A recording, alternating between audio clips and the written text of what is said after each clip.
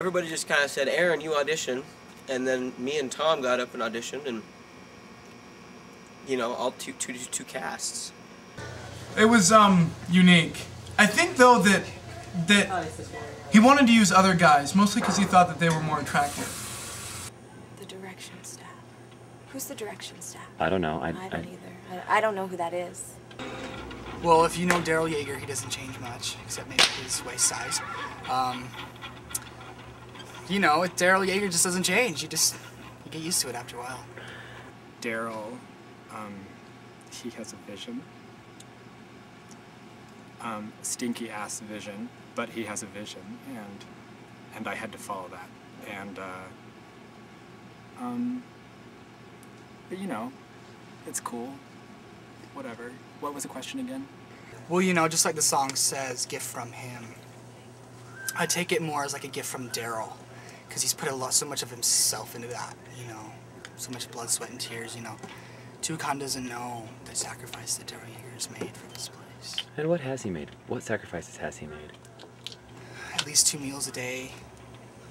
It's such an exciting moment of seeing the creation, and first starting with just the script.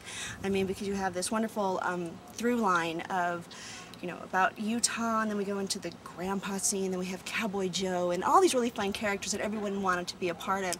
And it was really quite interesting to watch Daryl work all of this into his magic of creating this explosion of dance.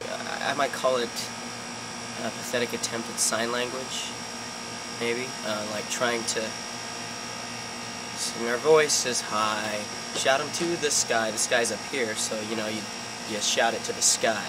Of that choreography that you do, I mean, I noticed that it's kind of step touchy. What kind of training did that take to learn that maneuver? Oh, many hours with Daryl Yeager in the studio. Tedious work. Now, is that about as intense as he gets, really, is with the step touch for that background group? Yeah, really. It's either the same thing over and over again, or just like step touch. Side steps and big X's. I step touch in the back for 25 minutes. It's exhilarating. I don't know if you saw this moment. It's one of the best moments in the show when we pick up Grandpa and we're swinging him. I saw that. He did that too. Really? Yes. That's pretty impressive. Yeah, well.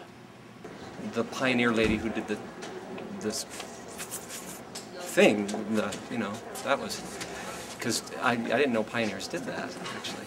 You do have to stretch out because it is, you know, the center splits up in the air. But it's just really fun. I used to be a cheerleader, so I've done it before. And I just like to fly. It just is the closest I'll get to flying, so. I have kicked my face before, but... And what is that? What happens when you kick your face? Do you get a bloody nose? Does it hurt? No, it just hurts, and your head flips back, and then you just keep going.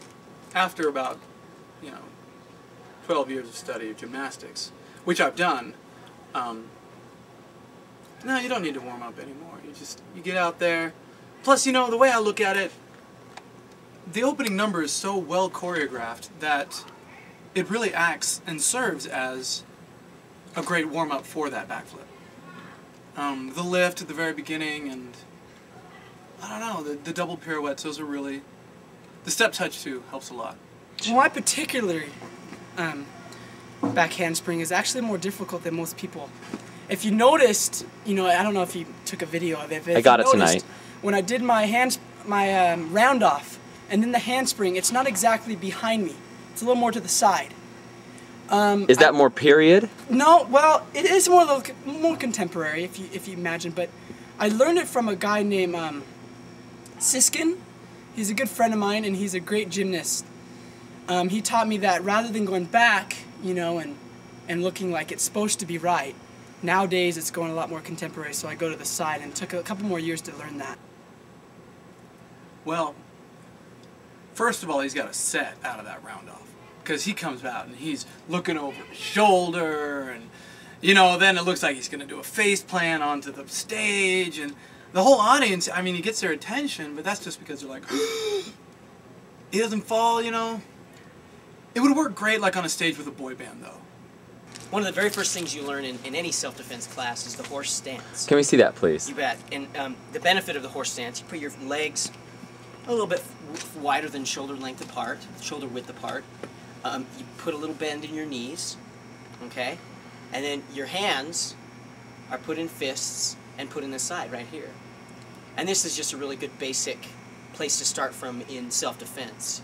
You can punch with both of your hands. What does that do for you choreographically in a show like the pre-show? You know, because I'm inhibited slightly by the cane, and so I have to do sort of a modified thing where I go like this to the side. I have the one fist here and the one hand on the cane.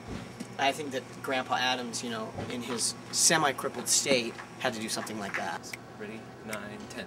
Howdy folks, we welcome you, we lift our voice in song, we celebrate with story, so sit back and come along.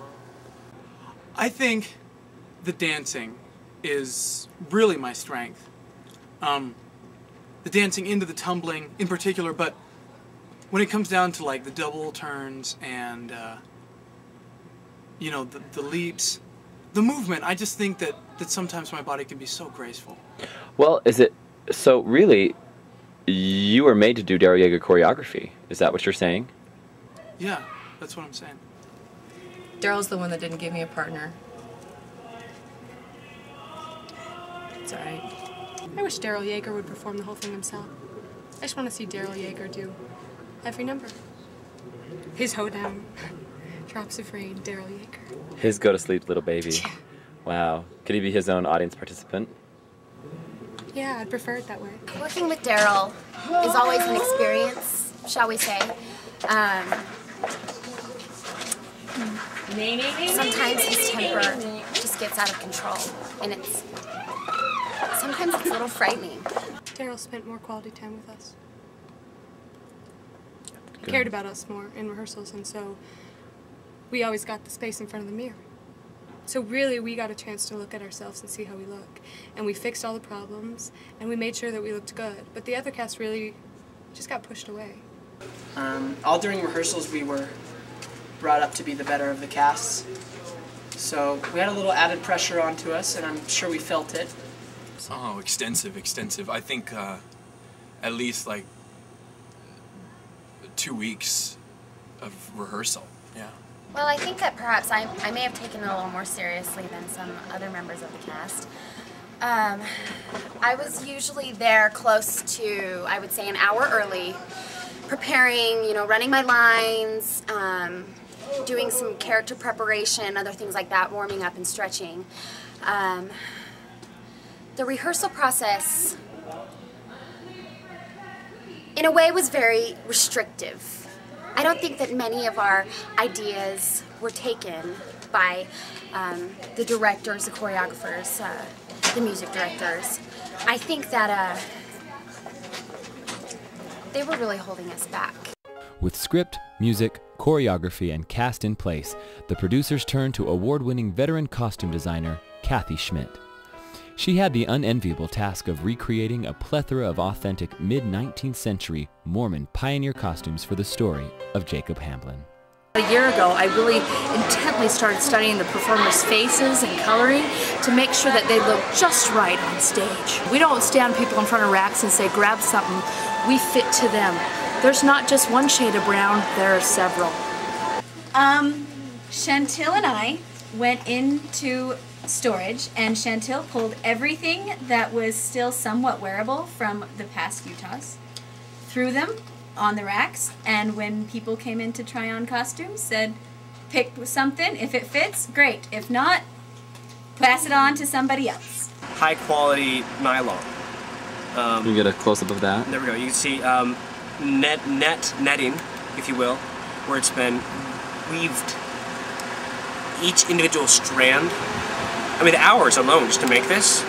The cord is white and stretchy, so that it can go around your head, but not cut off the circulation. At the same time, give the flexibility, so you know, if it needs to move a little, because maybe maybe sweat, then it can stretch. It can stretch, but it's white because it signifies those who passed on beyond the grave. What did it take to make this, first of all? And was it is it antique, or was it designed from just original patterns? I think it was designed from original patterns, but it just took a lot of stinky, sweaty material to put together, and they just threw it together and made this ugly dress.